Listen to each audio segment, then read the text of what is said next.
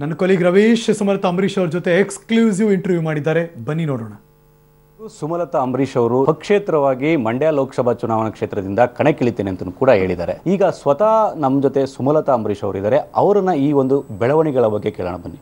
Madam, ಕೆಲವು ಕಡೆ ಪ್ರಚಾರಕ್ಕೆ ಹೋದಂಥ ಸಂದರ್ಭದಲ್ಲಿ ಸುಮಲತಾ ಅವರು ಆ ಸಂದರ್ಭದಲ್ಲಿ ಮತದಾನ ಮಾಡೋದಕ್ಕೆ ಬರ್ತಾ ಇರಲಿಲ್ಲ, ಈ ರೀತಿಯ ಕೆಲ ಹೇಳಿಕೆಗಳನ್ನು ಕೂಡ ಪ್ರತಿಬಿಂಬಿಸ್ತಾ ಇದ್ದಾರೆ ಆ ಒಂದು JDSನ ನಾಯಕರುಗಳಾಗಿರೋದು, ಬೇರೆ ಬೇರೆ ನಿಮ್ಮ ಎದುರಾಳಿ ನಾಯಕರು. ಇದಕ್ಕೆ ನೀವೇನು ಉತ್ತರ ಕೊಡ್ತೀರಾ? ನಾನು ಸ್ಪಷ್ಟವಾಗಿ ಹೇಳೋಕೆ ಹೋಗ್ತೀನಿ. ನನ್ನ ಜೀವನದಲ್ಲಿ 18 ವರ್ಷ ಆದಮೇಲೆ ನಾನು ಒಂದು ಎಲೆಕ್ಷನಲ್ಲೂ ವೋಟ್ ಮಾಡದೇ ಇರಲಿಲ್ಲ.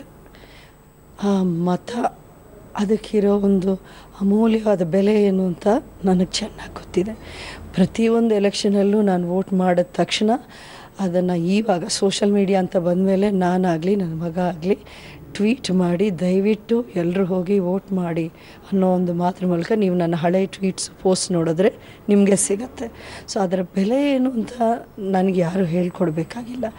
ಆದರೆ ನೀವು ಕೇಳ್ತಾ ಇರೋದು ಮಂಡ್ಯದಲ್ಲಿ ನಾನು ಯಾಕೆ ವೋಟ್ ಮಾಡಿಲ್ಲ ಅನ್ನೋ ವಿಚಾರ.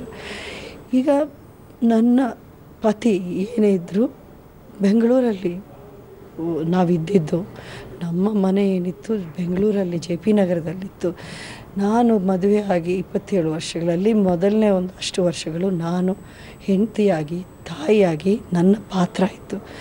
ನನ್ನನ್ನು ರಾಜಕಾರಣಕ್ಕೆ ತರಬೇಕು ಅನ್ನೋ ಉದ್ದೇಶ ಅವ್ರಿಗೂ ಇರಲಿಲ್ಲ, ಬರಬೇಕು ಅನ್ನೋ ಐಡಿಯಾ ನನಗೂ ಇಲ್ಲ.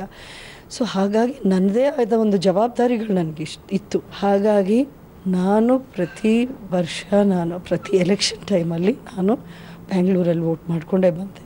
ಹಾಗೂ ನಾನೊಂದು ಸಲ ಇವ್ರನ್ನ ಕೇಳಿದ್ದೆ, ನಾನು ಅಲ್ಲಿಗೆ ಚೇಂಜ್ ಮಾಡ್ಕೊಂಡ್ಬಿಡ್ತೀನಿ, ಯಾಕೆಂದರೆ ನಿಮ್ಮ ವೋಟ್ ಅಲ್ಲೇ ಇದೆ, ನೀವು ಮಂಡ್ಯದಿಂದನೇ ನೀವು ಸ್ಪರ್ಧೆ ಮಾಡೋದು, ಅಲ್ಲೂ ಜನಗಳು ಪ್ರೀತಿ ಅವರು ಬೇಡ, ಈಗ ಸದ್ಯಕ್ಕೆ ಬೇಡ, ನೀನು ಏನೇ ಇದ್ದರೂ ನಾವಿದನ್ನು ಯಾರಿಗೂ ಏನೋ ಪ್ರದರ್ಶನ ಮಾಡ್ಕೊಳ್ಳೋಕೆ ಮಾಡೋ ಅಂಥ ಕೆಲಸ ಅಲ್ಲ ಇದು. ನಿಂದೇನಿದೆ, ಇಲ್ಲೂ JP ನಗರದಲ್ಲಿ ನಾವಿದ್ದೀವಿ, ಅಲ್ಲಿ ಆ ಭಾಗದ್ದು ಒಳ್ಳೇದು ಕೆಟ್ಟದ್ದು ನಮ್ಗೆ ಸೇರಿದ್ದೆ.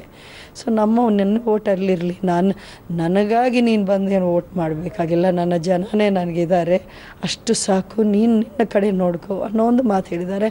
ನನಗೂ ಅದೇ ಸಮಂಜಸ ಅಂತ ಅನ್ನಿಸ್ತು.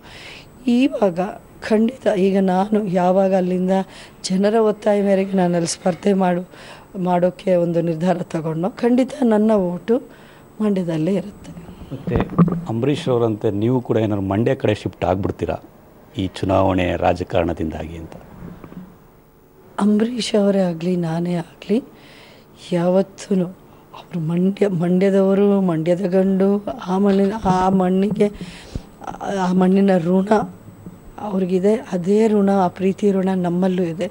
ಅಲ್ಲಿಯ ಜನ ಏನು ಇಷ್ಟಪಡ್ತಾರೆ, ನಾವು ಹೆಂಗಿರಬೇಕು ಅಂತ ಇಷ್ಟಪಡ್ತಾರೆ, ಅದನ್ನು ಅನುಸರಿಸ್ಕೊಂಡು ನಾವು ಹೋಗ್ತೀವಿ. Thank you. ಇದಿಷ್ಟು ಸುಮಲತಾ ಅಂಬರೀಷ್ ಅವರ ಒಂದು ಹೇಳಿಕೆ ಆಗಿದೆ. ಅಂಬರೀಷ್ ಅವರ ಬಳಿಕ ಈಗ ಸುಮಲತಾ ಅವರು ಕೂಡ ಎಂಟ್ರಿ ಕೊಡ್ತಾ ಇದ್ದಾರೆ. ಹಾಗಾಗಿ ಸುಮಲತಾ ಅಂಬರೀಷ್ ಅವರು ನಿಜಕ್ಕೂ ಕೂಡ ಒಂದು ರೀತಿಯಲ್ಲಿ ಸವಾಲಿನ ಕೆಲಸ. ಹಾಗಾಗಿ ಜನರು ಯಾವ ತೀರ್ಪನ್ನು ಕೊಡ್ತಾರೆ, ಏನು ಮಾಡ್ತಾರೆ ಅನ್ನೋದು ಕೂಡ ಕಾದು ನೋಡಬೇಕಾಗಿದೆ. ಕ್ಯಾಮ್ರಾ ಪರ್ಸನ್ ಪ್ರಾಣೇಶ್ ಜೊತೆ Ravish HS, public TV, Bengaluru.